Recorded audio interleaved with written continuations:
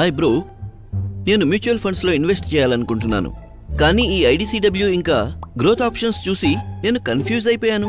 నువ్వు ICICI Prudential AMC YouTube ఛానల్కు ఇంతవరకు సబ్స్క్రైబ్ చేయలేదుగా? చూడు, సబ్స్క్రైబ్ చేశాను. ఇప్పుడైనా నా కన్ఫ్యూజన్ తొలగించు బ్రో. చూడు, మ్యూచువల్ ఫండ్స్లో పెట్టుబడి పెట్టే సమయంలో it is important to choose the right option as per your need. రెండు ఆప్షన్స్ ఏంటంటే గ్రోత్ ఇంకా ఐడిసిడబ్ల్యూ లేదా income distribution cum capital withdrawal. ఇంతకీ ఇవేంటి చెప్తానుండు.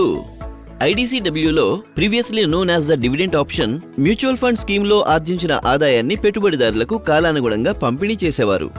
మరి గ్రోత్ ఆప్షన్లో మ్యూచువల్ స్కీమ్ సృష్టించిన సంపదను అదే స్కీమ్లో మళ్లీ పెట్టుబడిగా పెట్టేవారు. దాని నెట్ అసెట్ వాల్యూలో అది ప్రతిబింబించేది.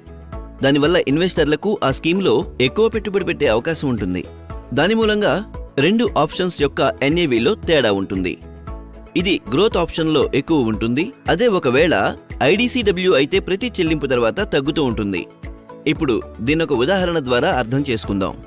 సపోజ్ నువ్వు 50 రూపాయల ఎన్ఏవి దగ్గర 5,000 రూపాయలు పెట్టుబడి పెట్టావనుకుందాం. నీకు 100 యూనిట్లు అలాట్ చేయబడతాయి. సంవత్సరం తర్వాత ఎన్ఏవి 60 రూపాయలైతే 10 రూపాయలు ఐడిసిడబ్ల్యూ డిక్లేర్ చేస్తారు.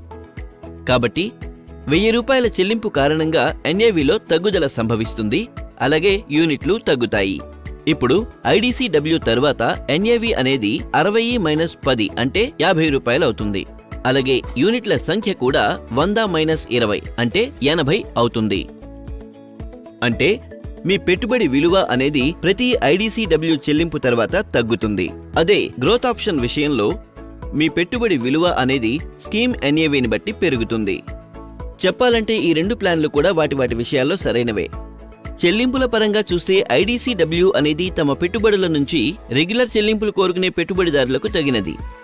ఒకవేళ మీరు యంగ్ ఇన్వెస్టర్ అయితే దీర్ఘకాలంలో సంపద సృష్టించుకోవాలనుకుంటే growth option may be the better option. అంటే నాలాగా. అవును. ఇంకా మీరు ఇలాంటి మరింత కంటెంట్ కోసం మా ఛానల్ని లైక్, షేర్, సబ్స్క్రైబ్ చేయడం మర్చిపోకండి.